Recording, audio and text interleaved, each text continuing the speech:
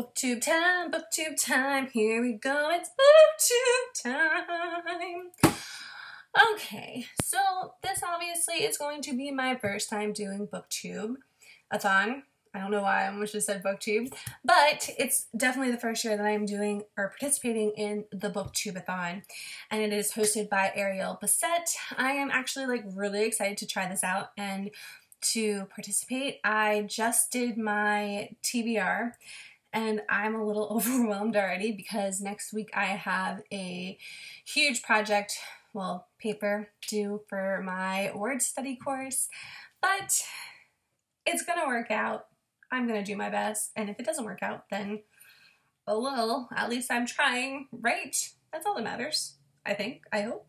Okay, so without further ado, if you don't know what Booktubeathon is, I will have a link down below linking you to Booktubeathon's YouTube page, but it is basically a week of just lovely reading, and let's be serious, we all love to read. That's why we're here. That's why we are on the Booktube page, the Booktube channel. So every year I guess they pick different challenges. Ariel Bassett has been hosting them. I don't know if she's always been the one hosting them or if she's the one who created it. Obviously, I'm new to this, but that's okay. So I've kind of broken down my Booktubeathon into days rather than just a category and then going with the flow.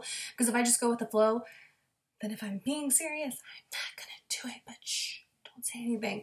Alright, so the first day is going to be a book with yellow on the cover. So that is challenge 1. So for this challenge, and I have to actually go through my stack because this is my stack of books.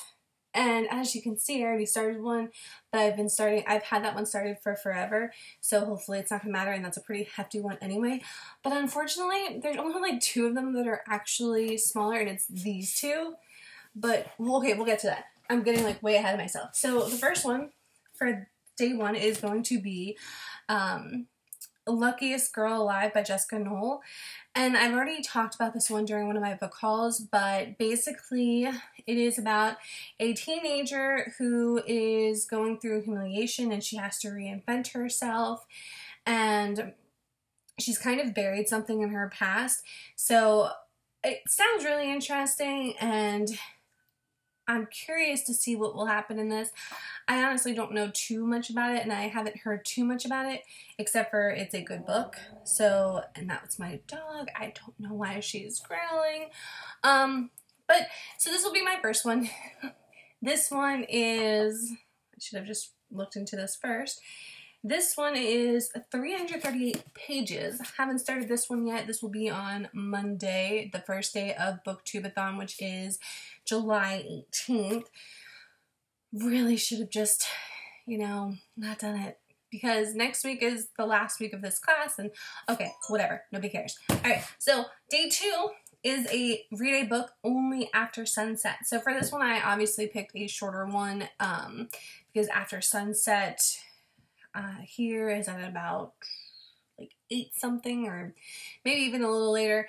So I picked A Monster Calls, and it is by Patrick Ness, and it is about a boy named Connor who, and this is from what I understand because the back of the book doesn't really say all of this, but it's about a boy whose mom has cancer and they create a monster, and in my mind I'm thinking that maybe the monster is him or his conscience or something to do with his anger. It kind of reminded me of the Babadook in a way, where the monster was actually just the mom's actually, you know what? I'm just not going to say anything, because if you haven't seen the Babadook and you want to see it, then I'm just spoiling it away. However, I really do think that this is probably going to compare to it a little bit.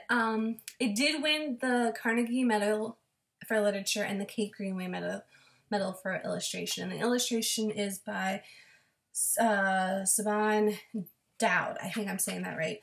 And then, oh my goodness, no, that's the inspired idea. The illustrator was Jim Kay, which is a lot easier than the first one. Clearly I can't read, oh gosh.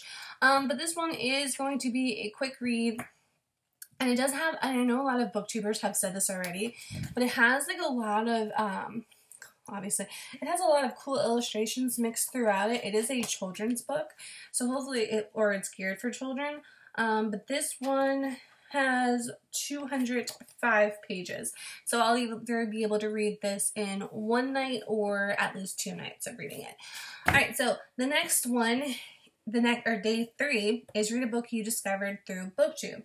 I don't necessarily think it was this book that I discovered through Booktube, but it's the author, and the author is Colleen Hoover. So I will be reading Confess for this challenge. Confess was probably one of the first Colleen Hoover books I spotted in a bookstore, and then because I knew that the author was well alike throughout the Booktube community, as well as a few of my other friends, like my one friend said that Ugly Love was just a really, really solid read. So hopefully this one is. I mean, the only thing that I can say is that it's a new risk about, or it's a new, oh my goodness, I cannot talk today. It's a new novel about risking everything for love and finding your heart somewhere between the truth and the lies. So this should be interesting. I feel like I keep saying interesting. Oh, okay. Alright, so day 4, read a book by one of your favorite authors. I have a lot of favorite authors, and I think originally I was going to go with Ruth Ware's The Woman in Cabin 10. However, I don't know if I'll be able to get to Barnes & Noble next week, because next week's going to be crazy. So if I can't, then obviously I won't be reading that. I really thoroughly loved In a Dark, Dark Wood. I mean, my one friend told me I couldn't stop talking about it, but okay, whatever. If you like the book, you like it, right? So I will actually be reading The Killing Dance by Laurel K. Hamilton. She's turning into one of my favorite authors. I just really like how she creates characters and their interactions with each other and their relationships. And it's not your typical, it's actually a vampire novel, but it's not like Twilight or anything like that. And it's almost like a beefed up Buffy the Vampire Slayer. So this is I think this is like the 6th one. Yes, this is the 6th novel in the Anita Blake series, and I've been just loving these. So on the back, this is all it says: the dead obey her, the undead fear her, Anita Blake, animator and vampire hunter, lives a dual life. So she is an animator, which that means she just brings back people from the dead so that they can answer some questions. Typically it's because there's questions about a will or whatever. And then she's also she also works for the police department in her town, and she is the supernatural expert, which has also gotten her involved with vampires and different types of supernatural creatures that she doesn't necessarily want to be involved with. So day 5, which is read a book that is older than you, I had a really difficult time with this. I was born in 1989, so finding something that was older that on my bookcase was a little challenging. I only had 2. Well, I had a few others, but only 2 of them that I could potentially finish. One was The Shining, which I've been reading that for a really long time, and I finally just put it on my bookcase in the back because to me, it's not like the movie The Shining by the movie with Jack Nicholson. It's more related to the one that Stephen King had redone. So instead of doing that one, I'm going to be doing Garden of Shadows by V.C. Andrews. This one was published in 1987, so I just made it. So this one I will be reading on day 5, and then on day 6, read and watch a book to movie adaptation. I will be reading The Book Thief by Marcus Zusak. I've already started it. This one has been taking me a really long time to finish, not because I don't like it, but because the topic is very heavy, and I have seen the movie before, but I haven't seen the movie in years, so I'm actually very curious to see how the two will relate. But The Book Thief is pretty much death following around a girl named Liesel who lives in Germany, and her mom brings her to this couple, and they take her in because her mom is kind of, I think she was like a communist or something, or they thought she was, so she has to get Liesel out of there. So far in the book where I am, she has basically gotten involved with various things, and she steals books, and then her and her papa, which she calls Hans Huberman, that they will be downstairs in the basement reading, and then they write down new words on the wall, which I think is so cool because she's learning how to read by him. So that is on day 6. Now, the last challenge is to read 7 books in a week. So just to, wrap it up slowly and make sure I'm just reading just enough, I will be reading Crossing into Brooklyn by Mary Ann McGugan, maybe. So this one, it's just she knows what her parents have told her, and now she wants the truth. I got this as a giveaway from Goodreads, and I've kind of had it hidden in on my bookcase, and I just don't know why I forgot about it, but hopefully it'll be good, so then I can post my review on Goodreads. This one, now I'm realizing that I didn't talk about the other page numbers, but that's okay. I'll go back and do it because who cares? This one has 222 pages. So this one will wrap up my Booktubeathon week. Just to kind of go back through them really quickly. So the Book Thief has 550 pages.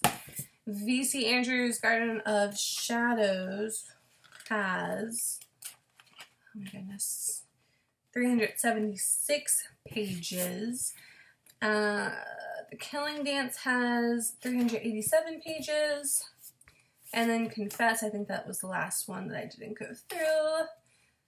Is that it? Has 306 pages. So you do the math. That's a lot of reading, and I don't know if I'll actually complete it because, like I said, next week I actually have a big assignment due. I haven't even started that one, and I have one due tonight for my class, but that'll be fine. Just as one quick thing, right now I am reading The Night is Alive, oh my goodness, I can't talk. It is The Night Alive by Heather Graham. She's also one of my other favorite authors. I didn't want to pick her for the reading challenge, though, because I feel like I can't read more than one book by an author in a week, like meaning I wouldn't be able to read another book by Heather Graham.